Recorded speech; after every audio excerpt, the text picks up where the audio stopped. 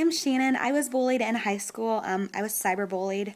I didn't go to my high school that I graduated from my freshman and sophomore year because I'd actually changed middle schools but took it away from the class I graduated with. So I didn't want to face them my freshman and sophomore year because some of them could be really mean. And I found that out the hard way when I switched schools my junior year. I did YouTube videos. I love to sing, still do. Apparently some of the faces I make when I sing are really funny, and that's what hurts because I can't control that. And I was just trying to do something that I love and enjoy, and I wanted to share it with the world. I mean, I know that I'm not bad, and so in high school I just wanted the attention and wanted to be noticed because the high school that I switched from, I had a great teacher, and he was like a second dad to me, and my mom was there, so I was secure. But when I switched schools, I wanted to be noticed. I wanted to stand out and be recognized. I wanted to be popular. I mean, a lot of people do. And I got compared, well, I already said the one about the fucking rasping chemo patient.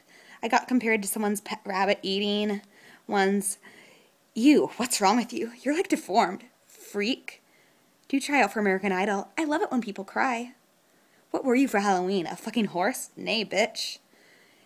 And they were just hateful. I mean, I can't control the faces I make when I sing. Apparently, some people can, and it's not hilarious when an embarrassing picture gets taken of them.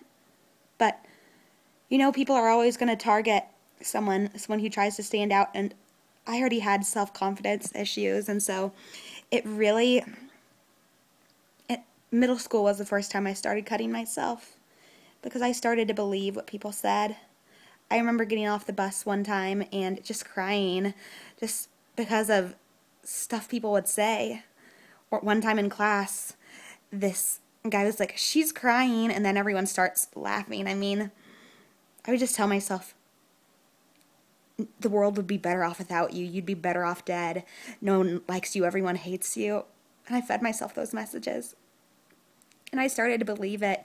And one time I got into an argument and I was like, "I'm switching schools because people like you bully me." And he's like, "Good, I don't care." And that really hurt.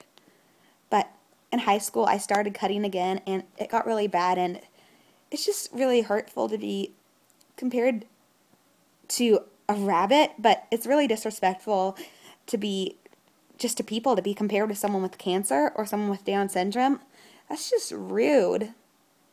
I mean, I didn't know if the people I went to school with were my friends, if they were talking about me, but no one stood up for me. Not any of the people I know, like maybe one or two, stuck up for me. I mean, I got a shout-out video and just making fun of me and everything. And one of my friends was like, "Oh, hey, I know that guy." And so I asked him to take it down, and he did. And it felt good. But, that's not what matters about getting the revenge or what feels good. What matters is that because of what people said about me and how they chose to respond to something that I did, it was one of the things that caused me to start harming myself, to start cutting myself, and making my body to where it wouldn't look pretty. Eventually, I tried to commit suicide, and I'm so glad that I'm still around, but, your words have the power of life and death, and what you say to someone or about them and the actions you choose to take really hurt them and affect them. They caused me to start cutting myself. I have bad memories when I drive by the school in middle school, when I drive by the school in high school, when I see people who graduated from my school because I assume they know about the YouTube thing, and it hurts to know that they could be one of those people.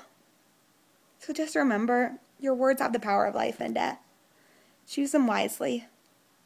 I'm Shannon, and I'm a survivor of being bullied.